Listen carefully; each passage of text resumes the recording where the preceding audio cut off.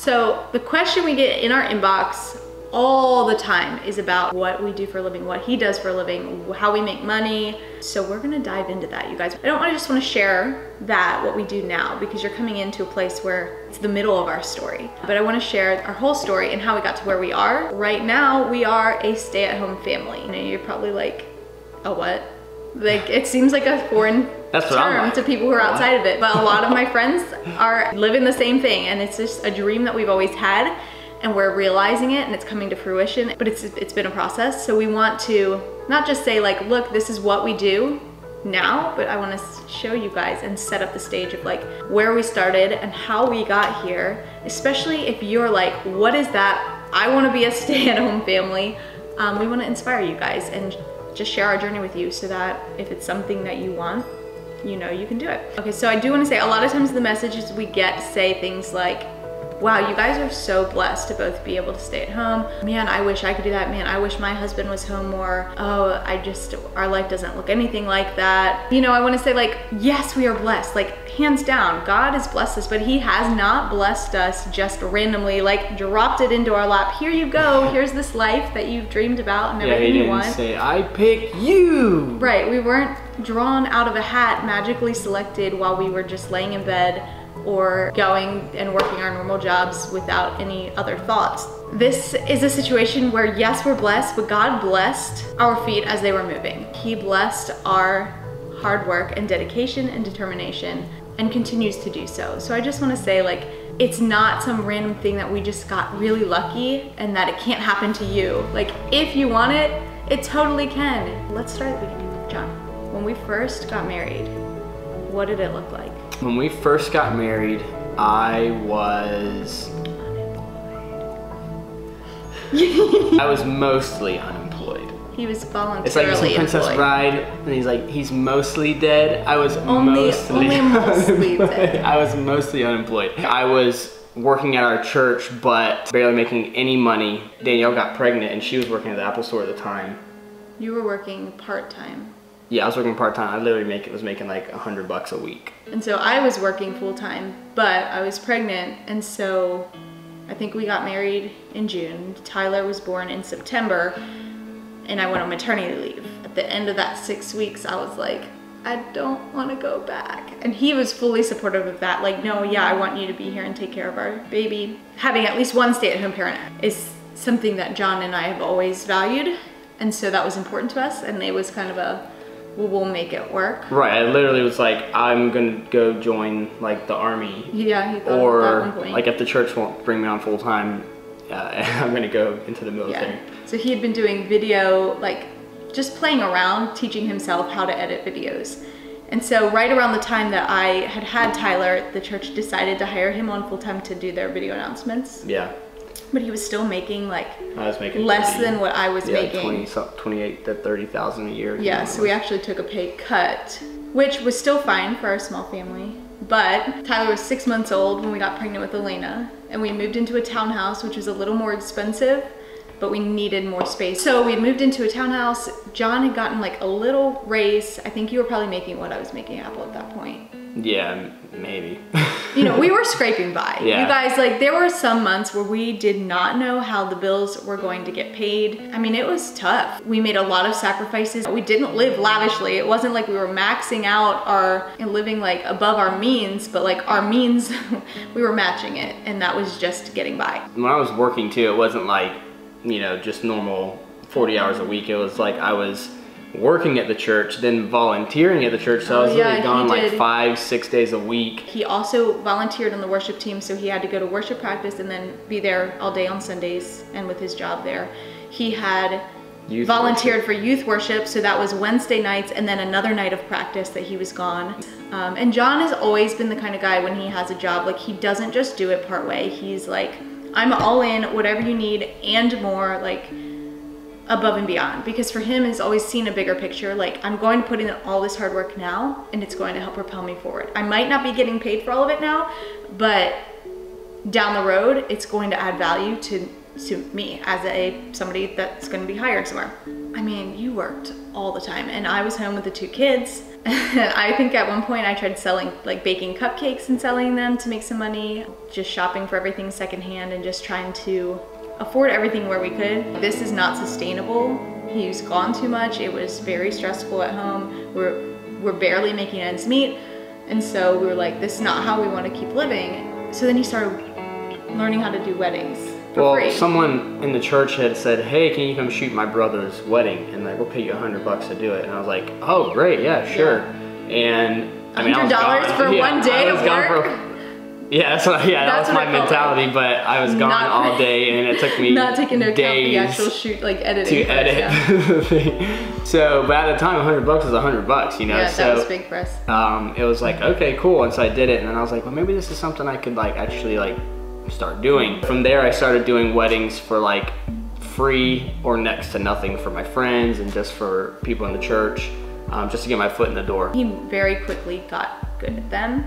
It's like totally self-taught. Nobody taught him how to do it. It was just something he was like, I want to do it, and just put in the effort to learn. Yeah, we took some of our tax return money. So like, I didn't even have my own camera at the time. Like I was using the church's stuff, which was outdated and old.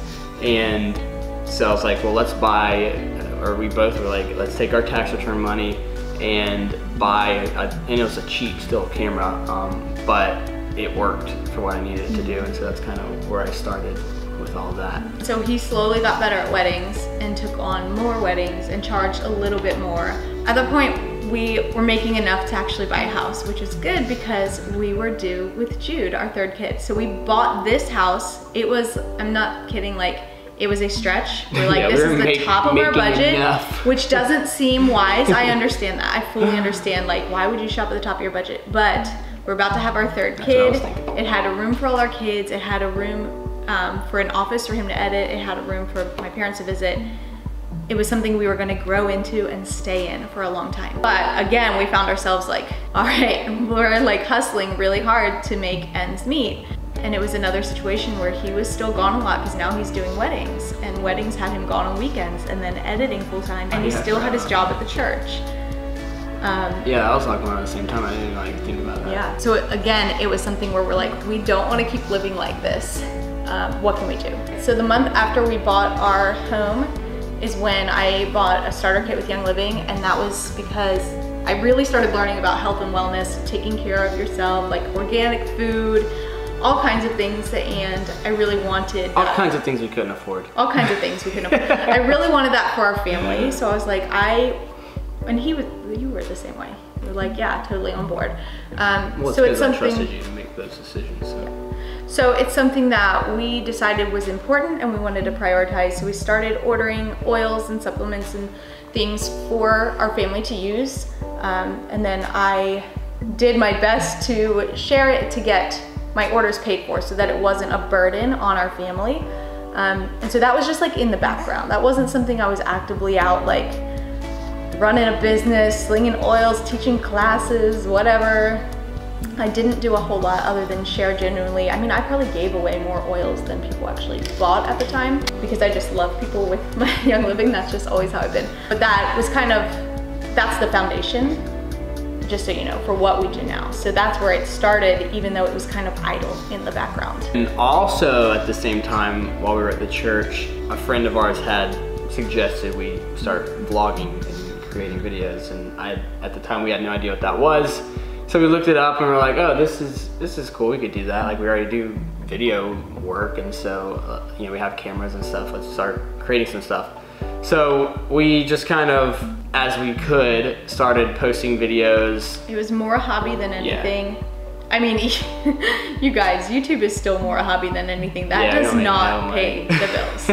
The church kind of was starting to, the church job was kind of like winding down where they decided to go in a different route with their announcements. Like with John's job, it was kind of no longer something that they valued enough to pay him what they were paying him. But we found ourselves back in a place of, okay, what do we do now? So at that same time, a neighbor of ours saw we did these vlogs and was like, hey, I do video production, I need someone to help me. So he offered. It's like a full circle moment there. I'm just saying, like, how cool is that? We started the videos mostly as a hobby, but full circle came back, he saw them and was like, hey, I need somebody right at the time where we were like, hey, we need something. something? Yeah, so he offered me a job, part-time job, but it was just like a huge blessing because the part-time income was like equivalent to what I was making full-time at the church, minus all the volunteer hours.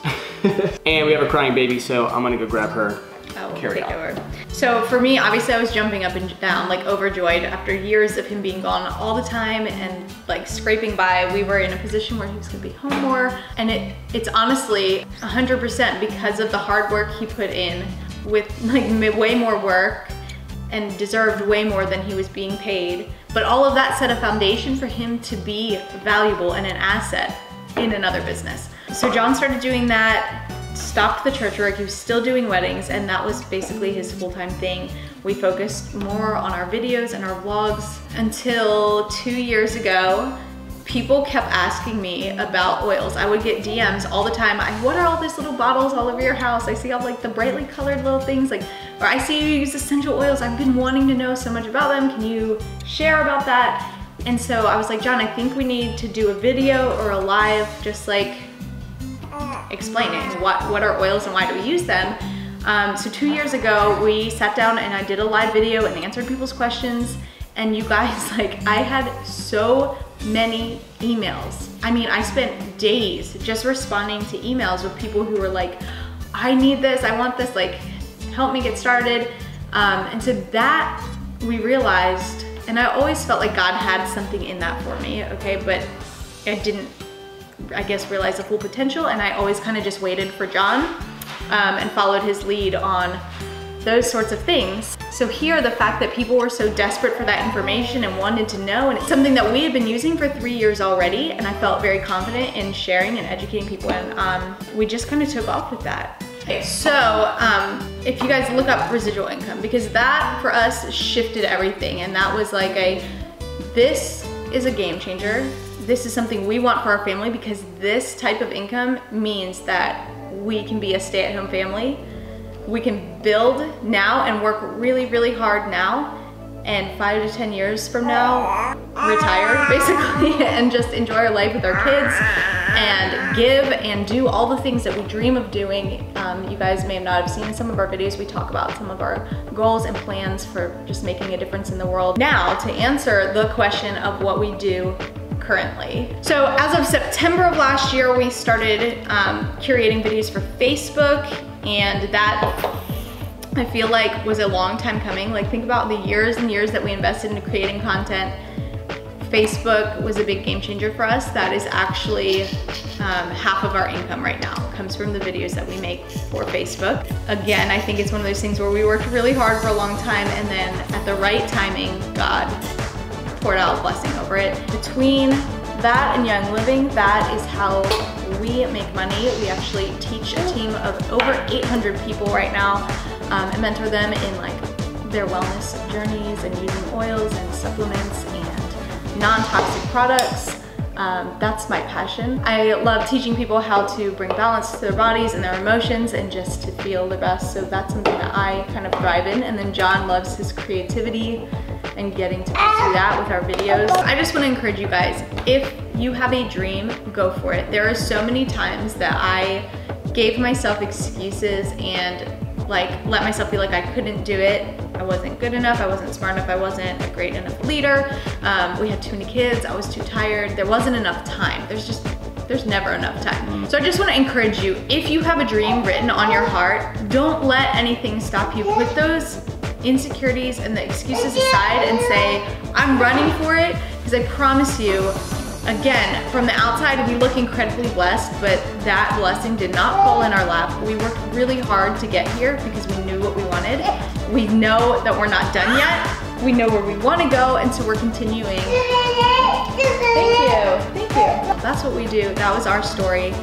We didn't always have what we have now, but we had a dream and a vision, and we worked hard for it. It's not outside of the realm of possibility for you. No matter what you're saying to yourself in your head right now and counting yourself out, stop.